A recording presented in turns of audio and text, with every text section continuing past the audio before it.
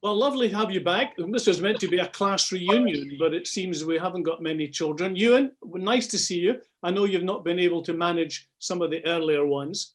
So the RMS Titanic, sometimes wrongly called the SS Titanic, it was, of course, the Royal Mail Ship Titanic. And there were about 12 post office workers on the Titanic, sorting the mail, carrying the mail over to America. And they all died. Every single one of the Royal Mail participants died on the Royal Mail Ship Titanic. It was named, of course, after the Titans in Greek mythology, powerful gods. And the name was chosen by the White Star Line for their Olympic-class ships. So there was the Olympic, launched in 1911. There was the Britannic, which was actually after the Titanic. And in fact, the Britannic was a hospital ship, sunk in 1916 by a German mine. It was the largest ship lost in the whole of the First World War. However, on the Britannic, when it was torpedoed or mined, of a crew of 1,065, 1,035 were rescued. It had enough lifeboats. Every one of these three ships were claimed to be unsinkable, and that was a very silly claim, almost a challenge to nature. I dare you, try and sink me. A challenge to the power of the sea, and we all know how powerful the sea can be. And I think it shows the arrogance, it shows the confidence of that Edwardian age. The British Empire ruled the world. Nothing could sink the British Empire. Nothing could sink our ships. And the Titanic was a mighty ship. It was built, of course, to challenge the Cunard Company. This was the White Star Line. The Cunard Company had launched the Lusitania. It had launched the Mauretania. And it claimed to offer the fastest crossing of the Atlantic that there had ever been, well under 5 days. And of course, lots of people wanted to travel to America, especially to New York. They wanted to go for adventure, for business reasons, for a new life. But to be honest, the bosses of the White Star Company, that is Bruce Ismay and the American J.P. Morgan, they weren't really interested in speed. They were interested on size, on luxury. The Titanic was much more lavishly appointed, much more comfortable, much more decorated than the other ships in the line. The earlier ships of the White Star, like the Teutonic and the Majestic, you hear all these names? Unsinkable ships, Majestic, Teutonic, Majestic. Nobody, however, told the captain of the Titanic that speed was not important. He and others on the crew were desperate to win the prize, and that was called the Blue Riband, the fastest crossing of the Atlantic, the honor of the fastest time from England to America. The title was held by 5 German ships, and then 3 American ships, 1 Italian ship, 1 French ship. This was disgraceful. Britain ruled the waves, rule Britannia. It was ruled by King Emperor George V and Queen Mary, the ruler of a vast empire. Top left, all the bits coloured red belonged to Britain, and therefore they had to have the best navy. They had set up a brand new air force, the first air force in the world, called the Royal Flying Corps. They had the world's biggest navy with the best ships. These ones here, the dreadnoughts. Look at the name. We fear nothing. We are the best nation. And the Titanic reflected the pride of the nation. There had been a wee setback. Earlier in 1912, the South Pole had not been reached first by a British exploration team, a huge disappointment. And Captain Scott, of course, died on the expedition. And when he did get to the North Pole, he discovered that Amundsen, a Norwegian, had got there first. This meant that people in Britain were desperate for a great success. Let's have the best ship in the world. The Titanic, as well as being a representative of the power of Britain, was also a microcosm, a small little example of Edwardian society.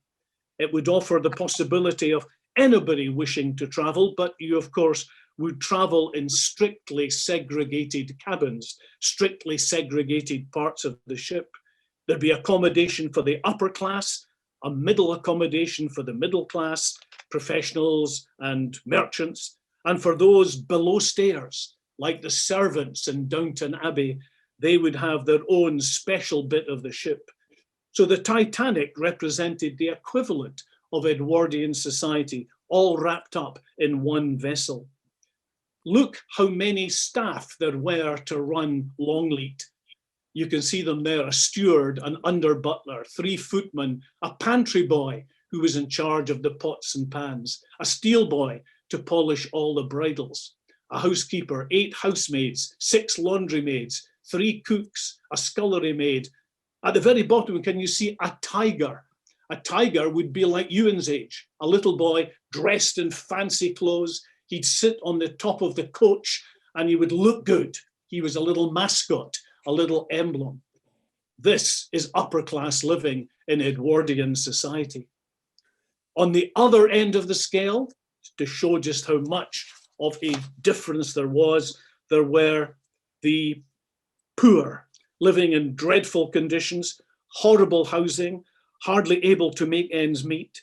If something went wrong, like the death of a breadwinner, death of a father, it meant disaster. The family would have to go into the poorhouse, which we covered in the last lesson that we saw. Children, if their parents were unable to look after them, were sent to an orphanage.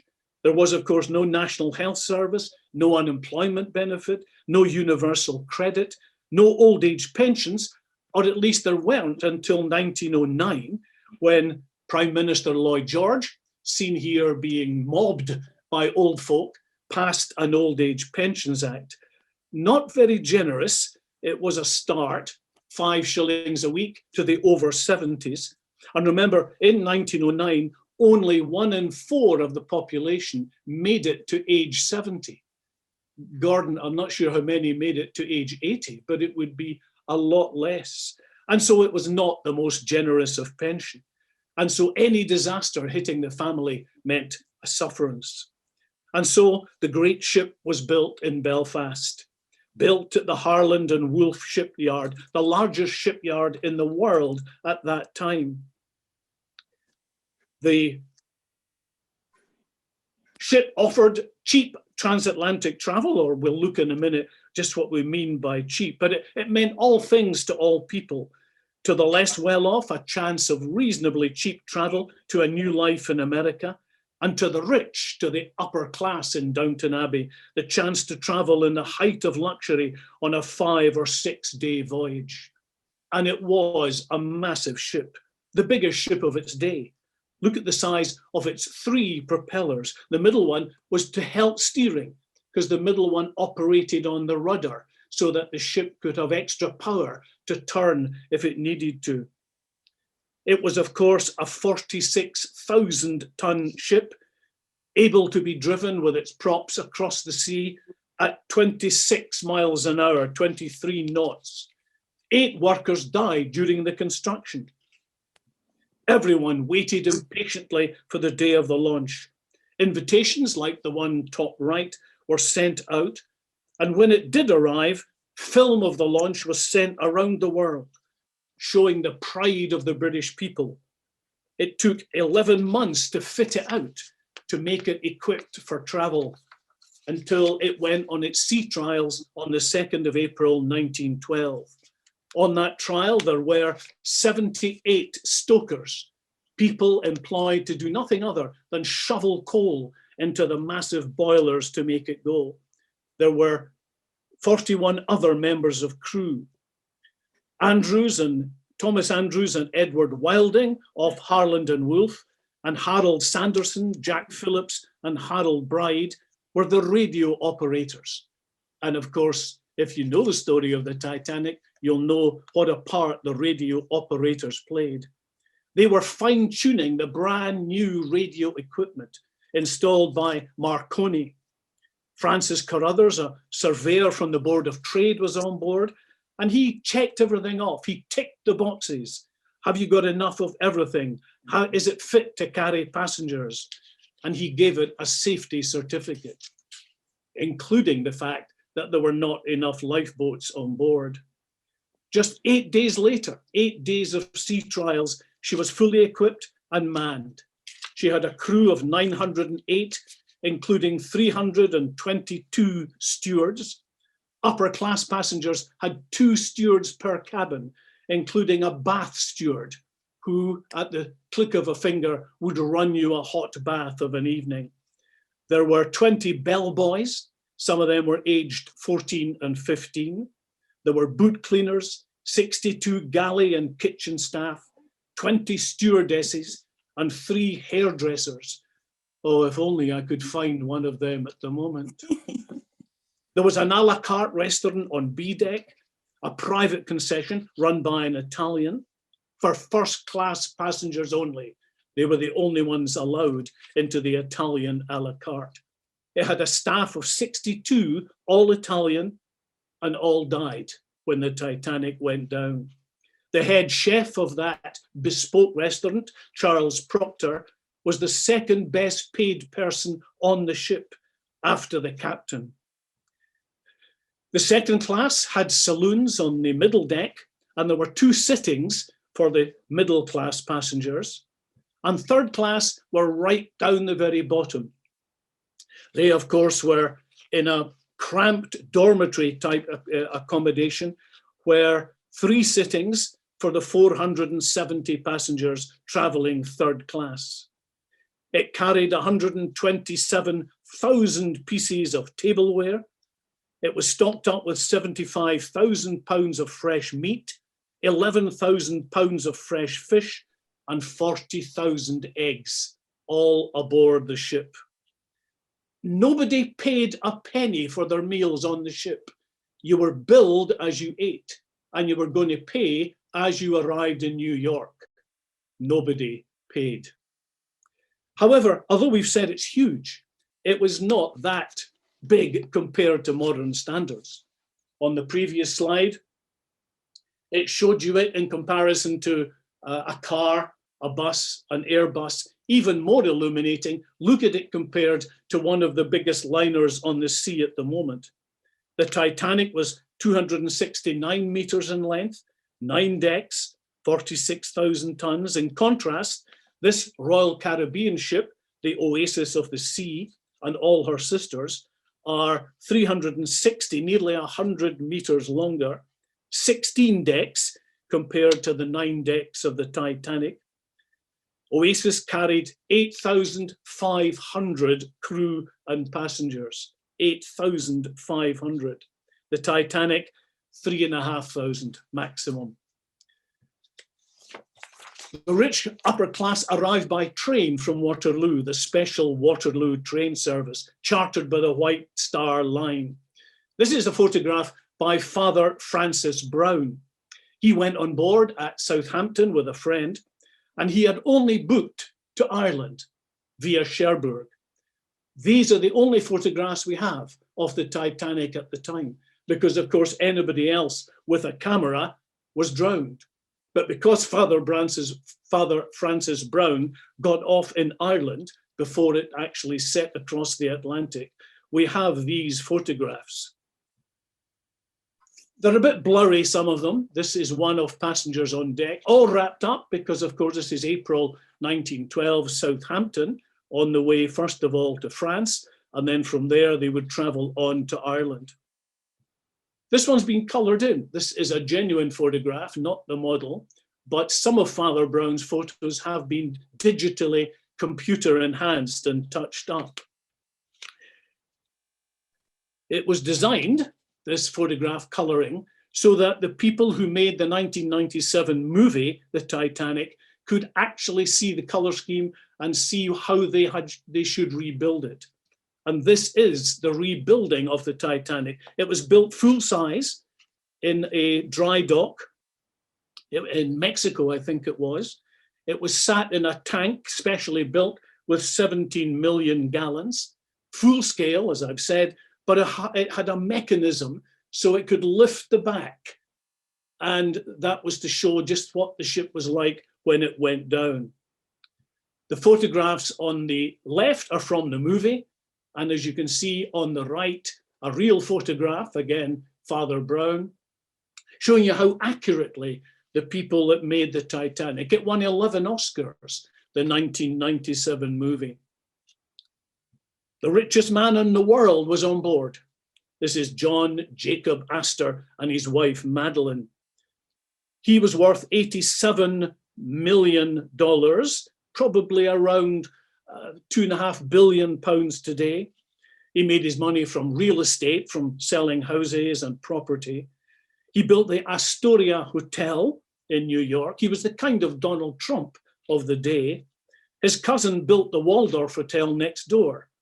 And strangely, the inquiry, the post-mortem after the sinking, what went wrong, what happened, was held when the two hotels had joined together into the Waldorf Astoria. So that John Jacob Astor, who went down with the Titanic, of course, the richest man in the world, his hotel was used to find out what went wrong. And so this was the voyage. It was, of course, to leave Southampton, sail to Cherbourg and pick up some passengers there. This is, of course, when it was launched from Belfast. So then from Cherbourg over to Cork, or Cove, spelt C-O-B-H. And then, of course, from there, it was to go across the Atlantic from Cork to New York. And there, X marks the spot where the ship was last spotted.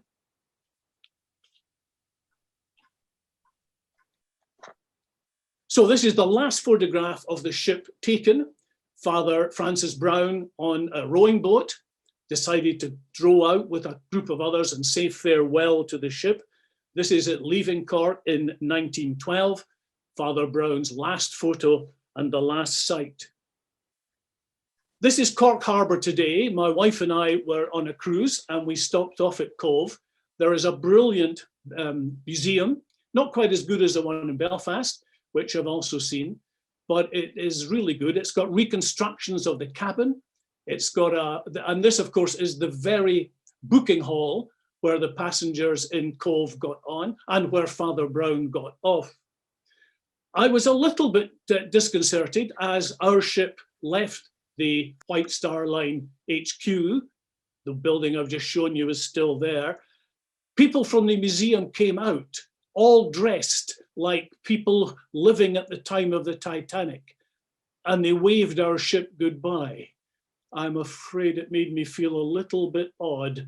The hair on my neck prickled as I was waved farewell from the last port that the Titanic set sail from. This is my ship. I was on the Magellan.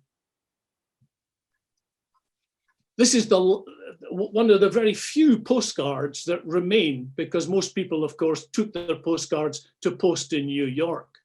This one was sent in Cork. The lady sent it ashore to be posted in Cork. And in the postcard of the Titanic, this one actually sold at auction for £6,000 recently. She wrote things like, "My children are flapping like flags, such excitement," as they all prepared for a new life in New York in America. Sadly, Eliza, who sent the postcard, died along with 8 other members of her family, all her children and her husband. The captain, of course, Edward Smith, ran off to sea, age 16, commanded troop ships to the Boer War, captained many White Star ships, the Majestic, the Olympic. He had been involved in other pretty serious accidents. He crashed into a warship, HMS Hawke. He pulled a tug underneath the Olympic ship by traveling too fast out of harbour. He was age 62 when he took command of the Titanic. And of course, as he set off from Southampton, a huge wave almost threatened to sink other tugs nearby. But the first 4 days of this voyage, the maiden voyage of the Titanic, passed without incident. On the 14th of April, the radio operator received 6 messages from other ships in the area, saying that there was lots of drifting ice about. Some of the Titanic passengers had actually seen it, and when the survivors were interviewed, they said they had seen quite big icebergs or ice floes. However, although they knew there was ice about, they did not reduce the ship's speed. Captain Smith was desperate to win the Blue Riband and get as quickly as he could to America. And perhaps that was a bit reckless, although looking at other documents I've seen, that was common practice. Ships tended to go fast, thinking they could easily smash through the floating ice. The lookout was right up on the top of the ship, right up on the crow's nest up here. And of course, that depended on visibility. It depended on how good the crew were. And one other little point that I discovered, I hadn't known, the only binoculars on the ship were locked up in a cupboard and nobody had the key. And therefore, the aid that binoculars might have given the lookouts to spot icebergs was not available. This is Captain Smith and some of the chief officers.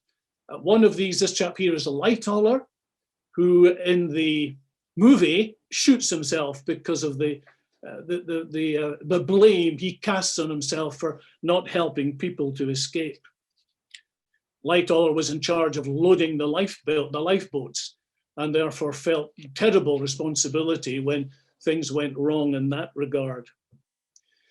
So this is what it cost. I said earlier, a nice cheap passage, but look, third class, £3 to £8, but compared to today, that's still 212 to 570. It depended on the size of the cabin and the facilities of the cabin. So that, given that £250 a year was the average wage for a worker, it was nearly a year's wage minimum. And so these people were not traveling for nothing, but they were willing to take that chance, or at least they thought it would be an adventure of a lifetime. Most were going to America one way in order to find work out in the States. Second class, £12 tickets, $864 today. First class, depending on what you were living in a berth, £30. In a suite, $870, which is about £60,000 today, one way, if you were living in a first class compartment. And here you can see the first class higher up, third class down in steerage, very close to the ship's hull. The ship was grand. The ship was amazingly made. The grand staircase almost survived intact. It was seen floating on the surface. It gradually broke up. Some people, including a gentleman called Harold Phillimore, were actually rescued, still clinging on to a bit of the massive oak giant staircase.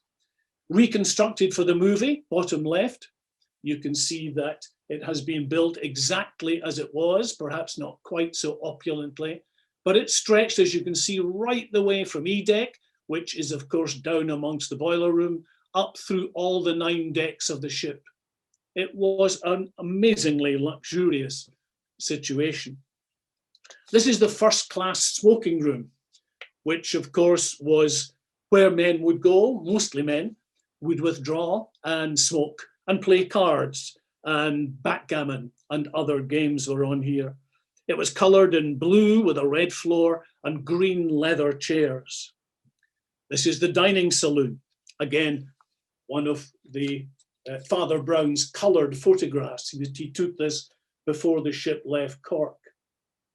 It was made by one of the best ship outfitters in the business, Mutters and Zoon. They were a Dutch firm, and no expense was spared in this first-class saloon.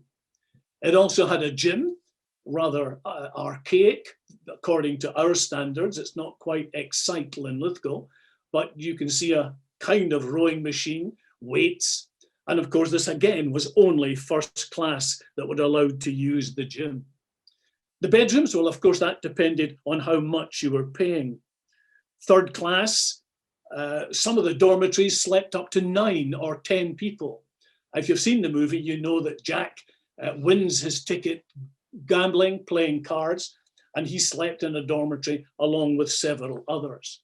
But depending on how much you paid, you were in a 4-berth bunk with a sink. You were actually in a 1-room bunk if you were middle class. And here's the first class compartment, beautifully decorated and well equipped with your own bath butler. Most of the children were in second and third class. This is a second class compartment. The child would sleep in one of the bunk beds. The furniture, beautifully made. Second class compartments were extremely comfortable. There were 126 children on board the Titanic. Sadly, 59 of them died. The youngest was Milvina Dean. She was 2 months old when she drowned.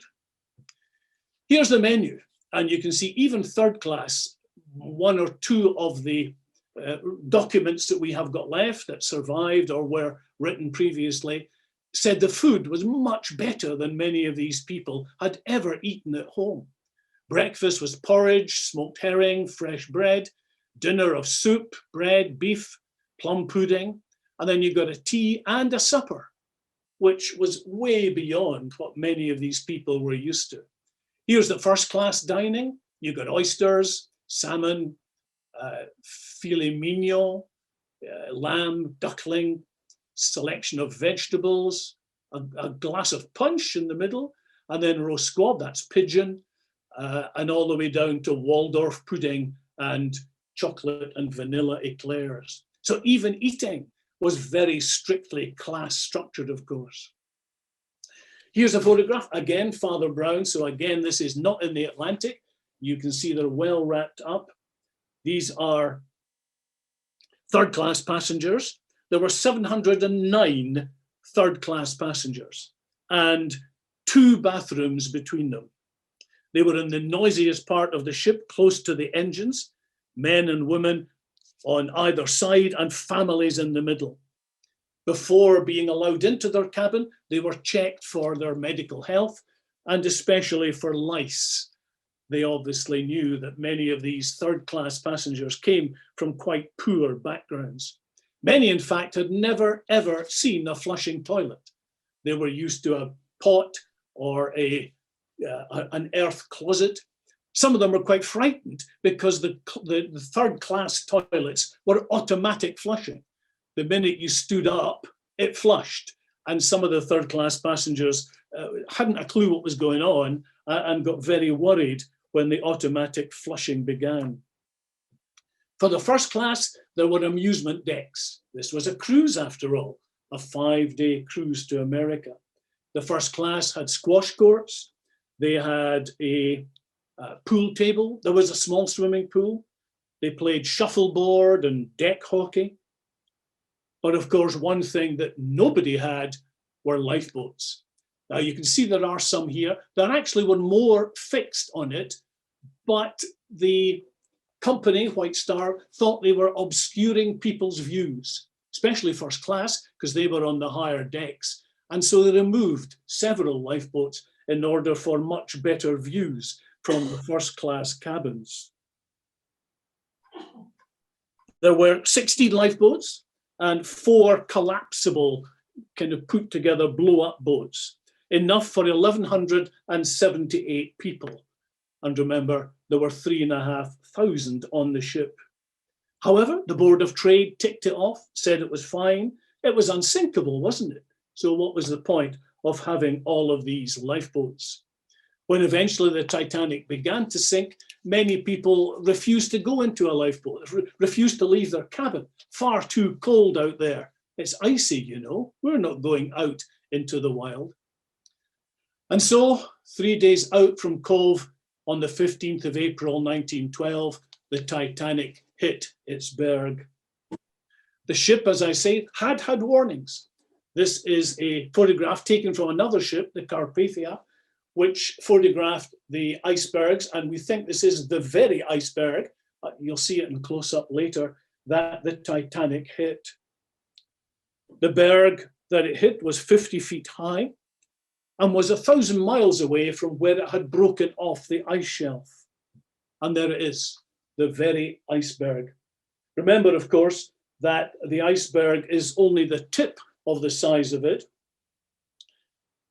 50 feet high out of the sea, probably 450 feet below what you can see there on top of the sea. I remember showing this slide to a primary class, Linlithgow Bridge Primary, and one child put his hand up and said, "Is it still there?" No. Icebergs do eventually melt when they are driven by the currents further south. There's a depiction of just how much of the iceberg was underwater. And of course, it was the bit underwater that did the damage. Nobody had any real clue. There was a mild bump. People were at dinner, relaxing in their cabins. It was 11:40 at night. Many were in bed. And of course, it took 2.5 hours to finally sink. Some of the lower decks flooded first. The problem was, of course, not that it hit the berg, but that the berg below the sea scraped along the bottom of the hull of the Titanic. The rivets popped, and as you'll see in a minute, there were other problems that allowed the water to pour in. Here's a slight look at what happened. They reckoned that iron rivets were fastened at the front. The steel rivets held, but the iron rivets at the front popped as the iceberg dragged along. And the other big problem, of course, was that they had compartments. They had walls up the ship to stop it flooding, but they had not completed them to the top. And so once the water got into one compartment, it went over the bulkhead into the next and into the next, until there was just so much weight in the front of the ship. The stern rose to about 45 degrees, or maybe less. People now looking at the wreck have reckoned it cracked long before it got to that 45-degree category. Here's a slight animation as it went past. The front begins to tip. The body in the middle begins to crack. The metal structure just gives way with the amount of weight of the Titanic going down, and eventually snaps off at the back. The two halves float separately to the bottom. This is a depiction from the movie again. The flooding shown dramatically in the movie. You see rats, and there were rats on the Titanic. All ships had rats. They were able to move about the bottom of the ship, down in the hold, eating the food supplies that were down there. And the movie shows the rats all getting away from the flooding water down below. At 12:05, the captain ordered abandon ship. He told the radio operators to send out the emergency code, CQD. It derived from the French Sécurité Distress, CQD. Later, they used a brand new emergency call sign, SOS, the first time ever a ship had used that new code. Some say it stands for Save Our Souls. The stewards went round the cabins, tried to get them awake. Some, as I've said, refused, far too cold. They were ordered to go on deck with their life belts on. Many thought it was a drill. Nobody woke a single third-class passenger. They were allowed just to get on with it. Some of the passengers now on deck began to play with the ice chunks that had chipped off the iceberg, using them as curling along the decks. There was an awful noise though, that frightened people. The noise was steam being sent up the funnels as the boilers filled with water. And here again, another still showing the dramatic launching of the lifeboats. Captain Smith knew there were not enough. And amidst the panic and the uncertainty, some were only lowered half full. In one lifeboat designed to take 68 people, only 28 were in it when the officers commanded it be lowered because people were beginning to get panicky and to flood towards it. The ship began to rear, dramatically captured in the movie, maybe rather over dramatically, because Kate Winslet and Leonardo DiCaprio are left clinging to the last little bit of the stern of the ship as it goes down. There's loads of tales told about the sinking. One, of course, that the orchestra played throughout to calm people. True. Whether they were playing Nearer My God to Thee is now debated. It was one of the tunes that they played for Sunday morning service, but people nowadays are not that sure if that was what they were playing when they went down. There was a Scottish instrumentalist among them, John Hume, came from Dumfries. He and all the instrumentalists off the ship's orchestra, sometimes they played in little groups, like for dinner, like a Palm Court quartet. Occasionally they played all together, and they died all together. The scenes here are all, of course, captured either from the movie or from drawings made of it. every single person that died in the Titanic, bar, they reckon, about 12, died from cold, not from being hit by falling rubbish, not by being sucked under, not by drowning, but by freezing. The water, of course, was at -2 degrees centigrade. In the confusion, there were accidents, there were problems with people getting knocked out, but most did not get killed in that way. Along with the Astors, the other rich family on board were the Strauss family, Mr. and Mrs. Strauss, who were the founders of Macy's department store in New York. They died in each other's arms. In the movie, they are shown in bed together, refusing to leave. Let us die together as we have lived, married for 50 years together. In actual fact, the movie got that wrong, and eyewitnesses who survived said that they were both on deck, but when Mr. Strauss was told only his wife could go in a lifeboat, she refused. I am not leaving you. And so they died holding hands together on the deck of the Titanic. This is a real photograph of the rescue boat, the Carpathia, picking up survivors and upturned lifeboats. Sadly, one or two of them did tip up. One gentleman, Charles Jochen, was found having been in the water for 2 hours, but he clung on to an upturned lifeboat and, of course, managed to keep himself out of the -2 degree freezing water until he was eventually rescued. But he was lucky. People died almost instantly of hypothermia in the extreme frozen condition. The Carpathia was first to get there, but it was not the closest ship. And there was a bit of a scandal when Captain Stanley Lord of the Californian, later at the inquiry, realized, of course, that he had been closest to the Titanic. He actually saw rockets, distress rockets, maroons, flares being shot up. He thought they were having a fireworks party on board the luxury liner. He was only 10 minutes away and could have 10 miles away and could have got to the Titanic much, much faster.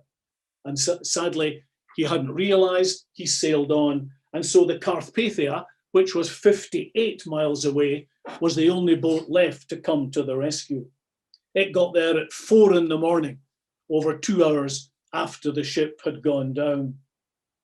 Bravely, the Carpathia came through pretty severe ice conditions itself, came through ice floes, and managed to rescue a few of the survivors. One lifeboat with bodies on board was found a month later by the Oceanic. Pitch black, 4 a.m. People on these lifeboats had no means of attracting attention if there were no crew members aboard, and therefore the one lifeboat was missed with bodies aboard, dead bodies, of course, by the time it was found. There are many tales of heroism, many tales of bravery. I'm just going to shut the sun out my eyes. One of them, of course, concerns Mrs. Brown, Mrs. Molly Brown. She got her lifeboat to turn back. Most lifeboats did not. She could hear the screaming of people in the water.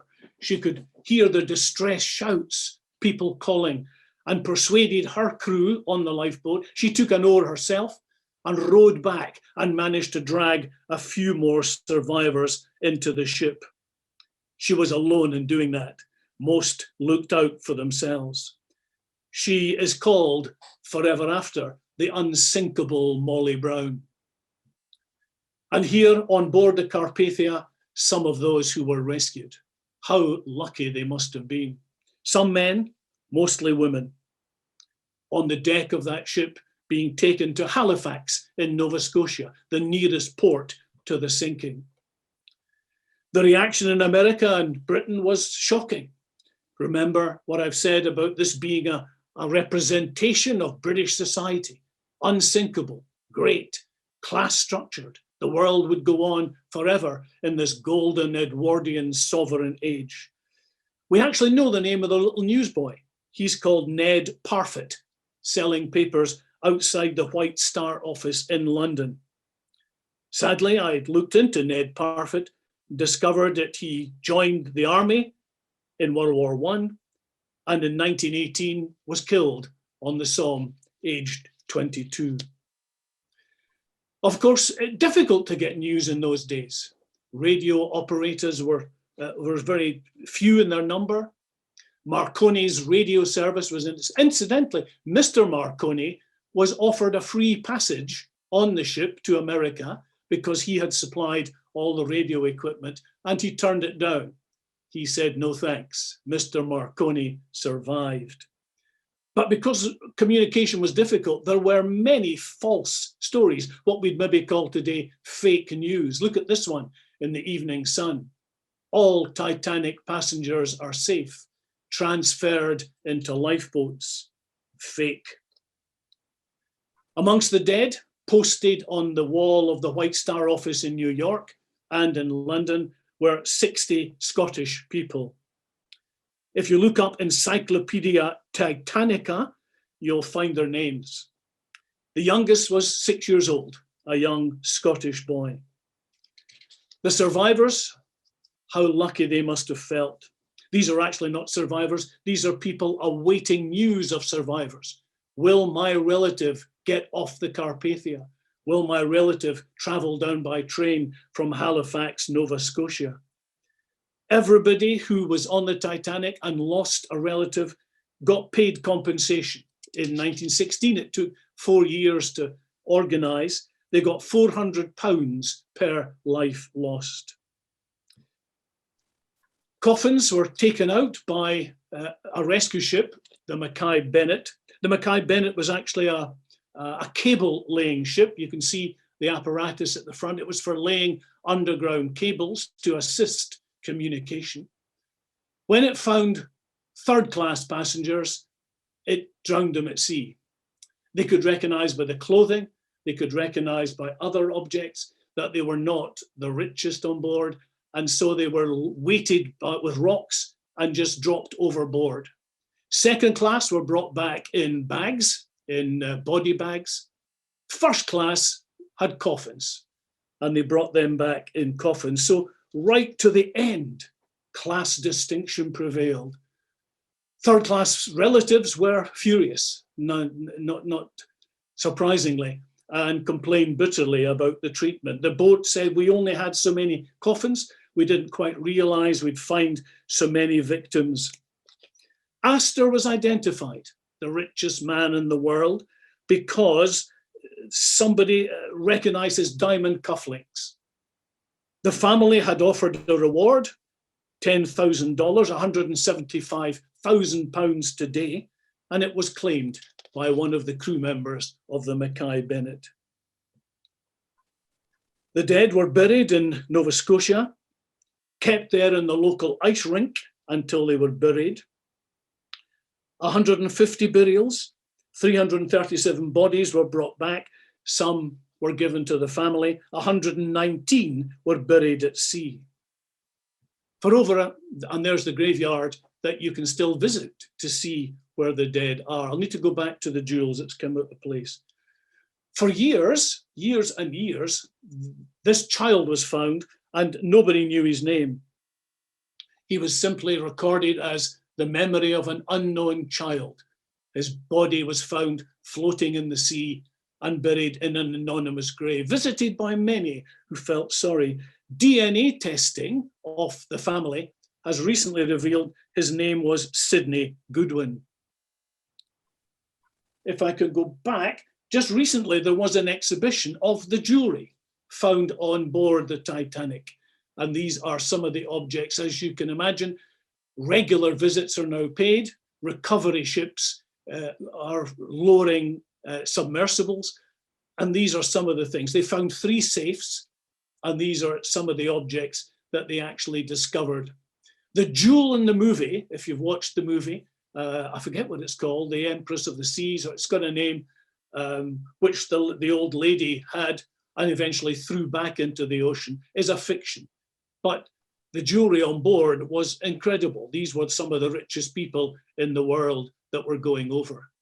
And there is Sidney Goodwin. As he was about to go on the ship, he died, of course, aged 2. The last survivor, the last woman alive, died in 2009. She was 2 months old when the Titanic sank. Her father was killed. There was only enough room in the lifeboats for a few men. Women and children went first. Her mum survived, but the two of them did not stay in America. They both came back to England. When I showed this to primary schools, this got more groans than me telling them about 2-year-old babies. 9 dogs, 4 hens, a rooster, 30 cockerels, a canary and the ship's cat. Most drowned. 3 dogs and a canary survived the sinking. Trite. A tiny little postscript to one of the world's biggest disasters. One that taught people a lot about the number of lifeboats that should be on any ship, and perhaps about just how class distinction should be ignored. Memorial tickets were issued. People still to this day regard it as the world's worst ever sea tragedy. Greater love for the no man than this, than a man lay down his life for his friends. Horribly, if you look at the statistics, look at the number who died. Of the 899 crew, 685 died. There is bravery. There are these men laying down their lives. First class, 329, 130 died. Third class of 710, 536 died. Class distinction to the very end. The remains have now been found, and that's, of course, opened up a whole new problem. Is it right to ransack through a ship that's been sunk? Bodies are still there, very decomposed, although the sea is so cold at that extent that perhaps the bodies are in not such a skeletal condition. And there's the prow, the bit where in the movie Jack and Kate Winslet stand arm in arm shouting, "I'm the king of the world." First found by Robert Ballard, now visited fairly regularly, and lots of objects have been recovered from it. Great to see them, and you can visit some in the museum in Belfast. These are some, a life jacket, some of the crockery that was used, a watch stopped, a doctor's bag.